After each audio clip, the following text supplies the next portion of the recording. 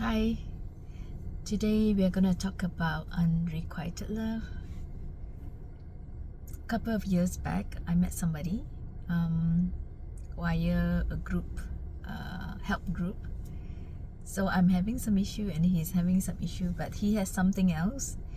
Um, he wasn't able to sleep, and he has some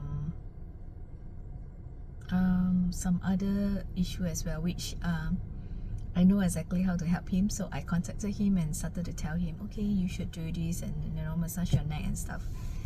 So over time, he got better. He's able to sleep already, and we chatted. We talk a lot, um, like every night, especially on weekend. We like chatted online like every weekend, almost the whole day. So I enjoy chatting with him because he's in overseas, so I never met him physically, but we just managed to chat online. Um, he's very funny person. I enjoy talking to him because he's very funny, and he's like animated type of funny. He's like different. I also very animated kind of. We like that kind of animated jokes, and yeah, we like that. And there's a lot of other things we have in common. We love music, we love to dance, a lot more. And one thing which stood out was because I did a wedding event for my bosses for children, and because they are like who's who, so the wedding is actually very extravagant, and so much so that the bride and groom didn't even enjoy it because there was so much pressure, and the wedding was like few nights, and there's so many VIPs. It's such a grandeur wedding, so it was very stressful. The makeup and the lineup, there were, yeah. So I was telling this friend, it's like, what's the point of having a wedding, because it's supposed to be all about you, but ended up it's like just for the show, right? Then he also organized some events before. Then we also share our grievances, more like share about some incidents, where he also encountered some people that doesn't want refused to sit at this table, and then wanted to sit with some other tables because they think there's somebody else, they're like some VIP. So we are trying to humble that person. So we share our experience, like how to handle this kind of person. And I was like, if I were to get married, I'm gonna go away to some countries, some very beautiful countries. I will just send invitation via WhatsApp, come tune in to this WhatsApp at this time, to witness our wedding ceremony, isn't it? So it's like, um, I told him like, oh, it's just gonna be me, the groom, and I just hire a photographer. It's cheap, and it's very private kind of event, and no other people will come because I'm Chinese, so there will be a lot of tradition. They say, oh, you should do this, do that, not to wear this, not to wear that. So if this is a private event, so it's just everything is up to me and not so sad, no, not stressful at all. um so he was like, oh yeah, you don't even need a photographer. I said, yeah, that's a good idea. You don't even need a photographer. I know how to do the video as well. So you just the bride and the groom. So we were like, oh, okay. We just laugh it off. It's like, okay, we even have the same ideal up to the wedding, So I've been telling people like, oh, this guy, he fits me like a glove. Like everything is like, I don't know. I've never met anybody like that before. Also, I never dated much. For sure, none of my exes are like that. So it's something different with this person. So after talking for a while, I caught feeling, and I stupidly I confessed. I'm a big risk taker, but I don't know I should confess or not. But I thought he would feel the same thing. So I confessed. Turns out he said he's not attracted to me. Oh, that hurts a lot. And after that, we cut down our WhatsApp messages or phone conversation because he doesn't want to hurt me. And I felt very hurt as well. I felt rejected. So from that moment, I felt the hurt was so bad because I've been working on my self-esteem for so long. I've been having self-worth issue, esteem for almost my entire life, and then for the past few years only I managed to get better. And then he came and hit me with this word, I'm not attracted to you. So that it has shaken my belief about myself, my worth. It's like, hey, no, you are really not worth it. Look at that, you're not attracted. Like, what's wrong, right? So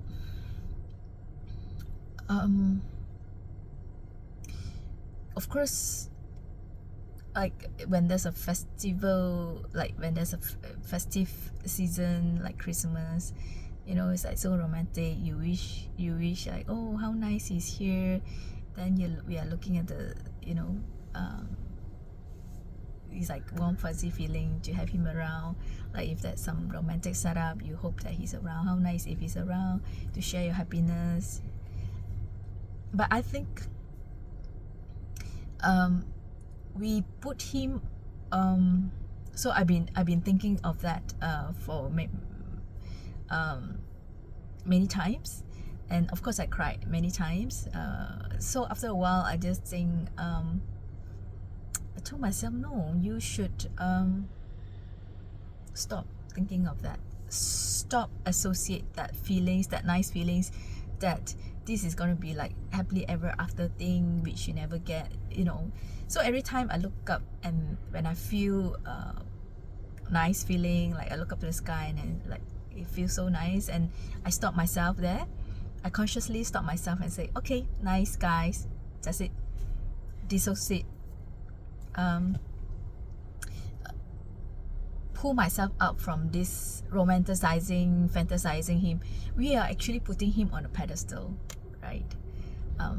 We think he's so perfect. I mean, yeah, because we fantasize this is going to be like happily ever after thing, like you met him so perfect, happily ever after. But of course that is just like on the surface, I don't know. But anyway, what I'm trying to say is, the more I try to disassociate, the more I try to do not put him on a pedestal. When we give him this power, this meaning in the relationship, we have also have the power to take it back. So we cut off any feeling when we have the relationship, like any moods when we have. We say, oh, how nice if he's here. Then before we can say that, nope. Then you change and do something else. Distract yourself from this feeling, and you say, oh, okay, I'm gonna do something else nicer. And then over time, somehow this feeling just dissipate. I've known him from for I think maybe 1.5 years, and it took me 1.5 years to really forget about him. Not forget about him like forget, more like I don't think of him that much. I don't purposely make an excuse, because we are from the support group, make an excuse and try to, you know, every little issue that I have, I'll go and, you know, talk to him, discuss with him. So I try to be stronger and to be independent. Yeah, so over time I totally forget about, I don't think of him that much. And sometimes I can like forget about him, like I don't think about him for, the feeling is not that strong anymore. That's what I'm saying. But you could say like, oh, because this is just a crush or infatuation. I think it works, this kind of thing works whatever stage it is, because feelings is feelings. It feels very real to me. So probably scammer also, those people get scammed also feel the same, because they do talk online, and some people like invested the money, so it feels very real to them. But for this guy, he for sure he's not a scammer. We never talk about money issue. He never asked anything from me. So what I'm trying to say is, the need to be with him, the need to have him in my life is not there anymore. And we always think that this is the best person for me, the last best person for me. It's not true. There will be another better person coming.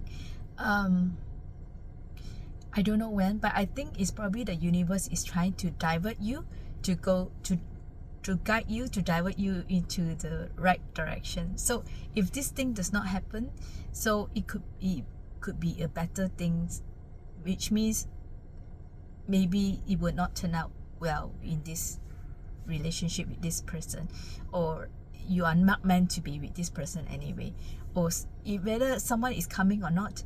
In the meantime, you have to better yourself, because ultimately in a relationship or when you're alone, you still have to upgrade yourself, elevate yourself, right? Then, and also another thing that I've been working on about he's not attracted to me. So I figured that I shouldn't feel, I shouldn't be taking it personally, because I'm sure everybody has some standard, like, you know, like certain type of look that you really like. So I don't blame him, or it has nothing to do with me. You know, someone else treasures is someone else treasure. Someone else trash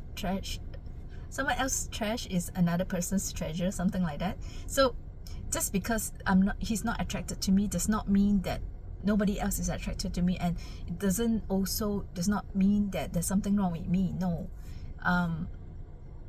So you shouldn't get personal, do not get sensitive, do not take it to heart. So I just promise you that this thing will get better. I've gone through it.